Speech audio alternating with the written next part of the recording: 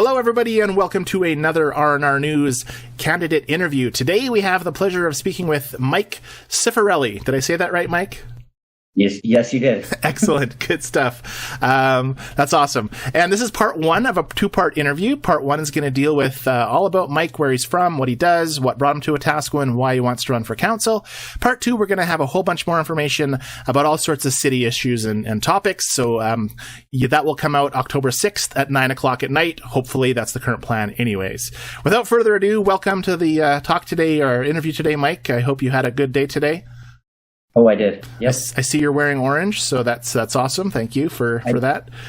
You're welcome. And I just wanted to say, well, you can show the whole. Oh, yeah. It's really nice. It's all embroidered. And everything. Wow, nice. And I wanted to say thanks to Esther for giving me the shirt, and it fits perfectly. So awesome. Great. Yeah. That's great. All right, cool. So let me bring up the questions. First question here.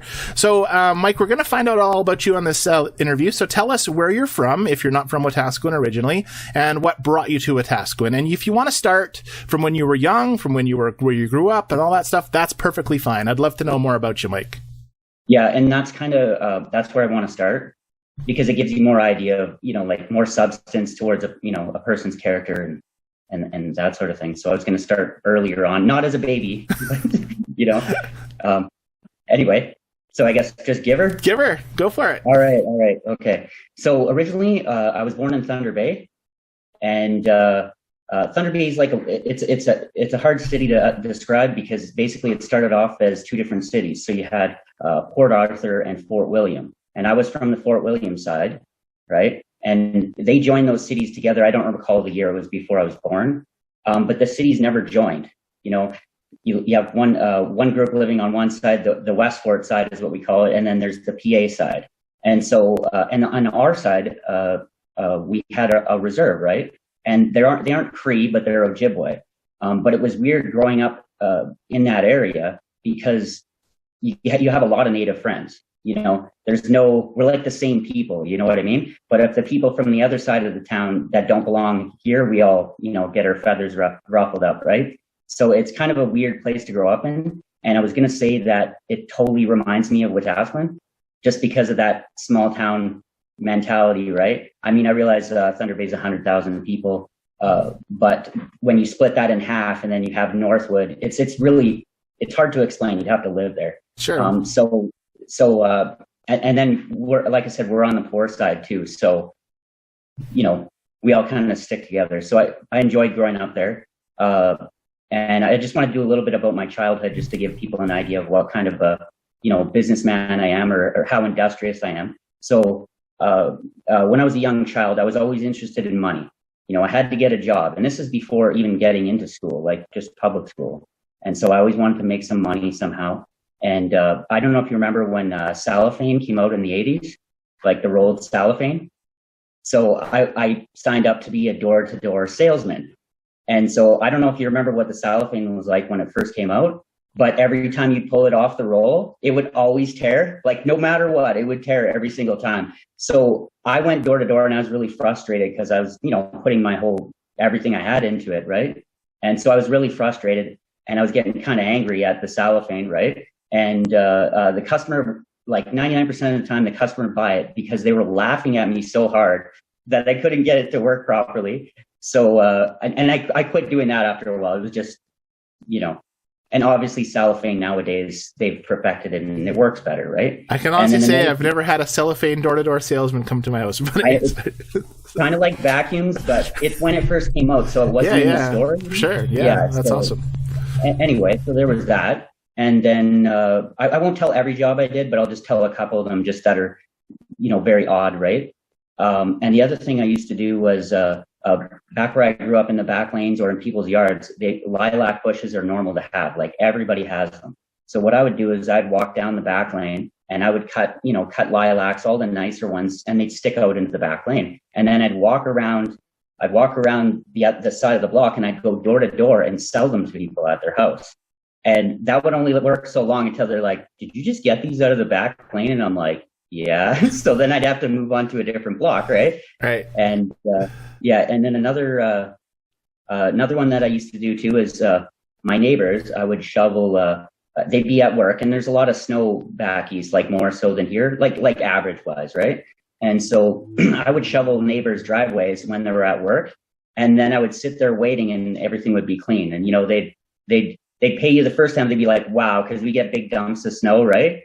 And then we keep doing it, and obviously you would overdo it, and the third time you would get lunch, and then the fourth time they'll be like, "Okay, we're just going to do our own, driveway from now on," right? Right. And so, so anything I could do to, help people and try and make money. And I was trying to put my name out there too, right? It's kind of hard when you're, 7 or 8 years old, and people don't take you seriously when you want to work, right? Mm-hmm. And so there's that. So that's kind of an interesting thing. When I was a child, I was really good at sports, like really good. But I didn't have enough money for the equipment. Like for football, I was good at almost every sport. But it's hard when you don't have the money, right? Every year, and you have to pay to stay in. And I was really good at hockey, but I'm too short for hockey those days. They didn't like it was all the big guys, right? Right. And so, but I enjoyed doing it though. It was really fun. Let's see what else. I got some notes written down here. Did you move I from? went through that part. Yeah. Sure. Yeah. Did you move from there right to Wetaskiwin, or did you have other? No, what I did was, so it was 2003. I just decided that I was moving to Vancouver Island. One-way ticket. It was $115, I think, WestJet. And that's when WestJet was, they were giving out deals because they just kind of first came out and they're competing with Air Canada. And I just flew there, and it was really nice. No winter. So that was awesome on Vancouver Island. And then my mom called me, and she called me from a 780, and I was like, "Where are you?" And she's like, "I'm in Wetaskiwin," and she's like, "It reminds me of Thunder Bay," and I was like, "Really?" And she's telling me about it, and then I was like, "You know what? I'm going to come down and, check Wetaskiwin out." And then ever since then, I've been, I've just enjoyed it. I feel comfortable here, is what I guess what I'm trying to say. Perfect. Yeah, and there's work here. There's opportunities, whereas back where I'm from, Northern Ontario, there's not a lot. And then also having, this is like the breeding grounds of conservatives, right? In my thinking anyway. And where I grew up, it was NDP. And so they do lots of handouts there. You know what I mean? Yeah. And the other thing is they do have a good excuse for it because the winter's so long and there's not a lot of work. You know what I mean? Mm-hmm. And it's been in a depression for so long. And that's how I ended up in Wetaskiwin. Trying to think of what else to say. Oh, I was just going to ask you what you do in Wetaskiwin for work now. What do you do here for work? Oh, I do general contracting. So mainly I do lots of plumbing work and tile work, but I can do all kinds of things. I take care of a lot of rentals for various companies or people, and or just homeowners in general. And I have a decent sized customer base. Nice. And I don't have a huge customer base. Usually what I do is I don't work on people's houses unless you have a reference for me to work on your house. So either someone I know, or, you work for someone and then you work for their family and you work for their friends and friends of family. And I like to build it like that. Because it's really personal. Like someone comes into your house and starts working on it, you need to be trusted, right? And having trust on both sides, it just makes it so much easier. And plus, you're going to get paid. Exactly. Better chances of getting paid, right? So yeah. What year did you move to Wetaskiwin again? It was 2005. Okay, so you've been in Wetaskiwin for 16 years? My math right? 17 years? Anyways, a long time. Yeah. Awesome. Yeah. And I left a couple of times. Like I used to have a place on Vancouver Island in Langford. So I used to travel there for the winter, you know what I mean? And then just come back for the summer. And then out there I would do, here I do renovations, putting things together mainly. And then out there I would do demolition and salvage. So rich people buy a lot with an older house on it, and they want it all ripped down. So what I'll do is I'll buy all the stuff out of the house, appliances, you name it, whatever's left in the house, because usually everything's left there, right? And do all the recycling for them, take out all the windows and doors, because on the island, everything has to be separated, right? And, and they have garbage police there. They're called the CRD. And if you don't listen to them, they will arrest you and take your vehicle. Like, they take it really seriously. And so I made a lot of money using that fact as leverage, right? So what would happen is you got the one landfill and you got transfer stations everywhere. So even say if a rich person was doing a reno, right? Well, I would tell them, I'd be like, look, I'll take all your recycling, all your garbage in trade for, these windows, doors, and appliances and stuff like that. And usually the wife's in charge. Usually she looks at the husband. She's like, when do you want to do this? And I was like, doing it right now. And they both look at each other and they're like, let's get her done, right? So I'm like, all right. And what they do is, to gain trust, I would take all the garbage and all the styrofoam and do all the recycling first. And then at the end, I would come, for the stuff that I actually make money off of. So you sound super resourceful in your endeavors that you've done. It sounds like you've done a lot of different little things.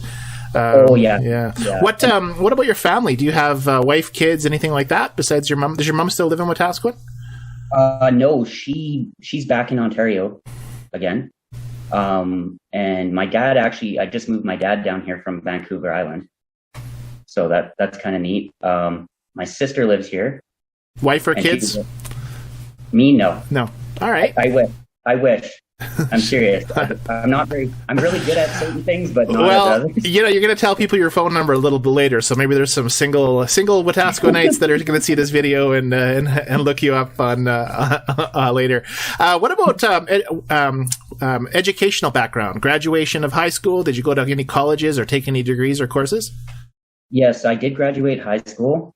I didn't take any other courses, but I always wanted to work, right? And then I think I was the first person to actually graduate, like, in high school.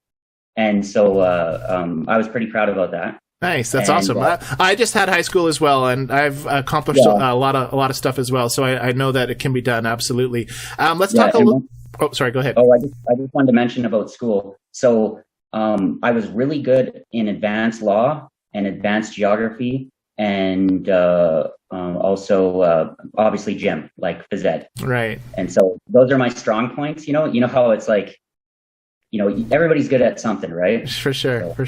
Yeah. Are you involved in any local committees or organizations in any volunteer capacity in Wetaskiwin currently, Mike? No named organizations, but I do. Here's 1 second. I gotta just flipping a page just to get my notes. Obviously, you can tell I wrote a lot of stuff down. I could probably do it all in my head, but so anyway, no name brand, but I do help my friends and neighbors, like other business owners I know, and everybody always needs help. So we try to kind of like trade that back and forth. Just recently, me and one of my friends, we went out. We took a bunch of toys and brought them out to the reserve, and kids were happy, and that's awesome to do stuff like that. And then the other thing I do, I realize this isn't actually conventional volunteer work, but if I see garbage on the road, I pick it up. I sweep the front of my commercial lot. Like, for some reason, I guess the street sweeper wasn't going by there when I first got it, and I went out there and I did the whole road, like all the way past into the neighbors and the other neighbors, right? And that's just something I grew up doing back east, right? You keep your stuff clean, right? Perfect. And then just so you're aware, all that sand that I scooped up, I have a jig for making sandbags, so I bagged it and I sold it. Nice. You seem extremely resourceful, Mike. That's awesome. I know, I'm just trying to put that out there. So it's kind of crazy if some people that know me, they're just shaking their heads like, what are you doing? Right? So it's all good. All right. So the big question of the night, Mike, what was your main motivation to run for city council in Wetaskiwin? I've been wanting to do it for a long time. And 2 years ago, roughly 2 years ago, I was telling, everybody I know, or my close group of friends, I said, you know what, I'm going to apply. I'm going to go for city council, but you have to wait until it comes up, right? Like until the 4 years is up. And so I was going to do that. And the main reason why I wanted to do that was because I want to get into federal politics. And I don't have, I do renovations and you can make lots of money, right? But there's no real retirement. And I can't keep doing this forever. Your knees start to get hurt, hurt real bad, and you could injure your back. So I'm trying to think into the future, and I really love politics, business, money, and law. Honestly, I'm irritating to some of the people that know me. They just want me to stop talking. So, yeah. Awesome. That's a good enough reason for council. Absolutely. All right. Well, we're going to conclude part 1, but before we conclude, can you tell residents of Wetaskiwin what the best way is to contact you, Mike, if they have further questions? My email is mikecifarelli@gmail.com. And then my phone number is 780-839-9112. Yeah, and if you want to talk to me, just like I usually always answer my phone. And if I don't answer my phone, it's because my phone wasn't deciding to have a twitch out. So awesome. Pretty quick on the draw with that one. So. All right. Well, we're going to finish part 1 here, Mike, and we'll be posting your part 2 video, like I said, October 6th, I believe, at 9:00. And don't go anywhere, but you can wave goodbye now to the good folks of Wetaskiwin. Until next time. Bye. Bye.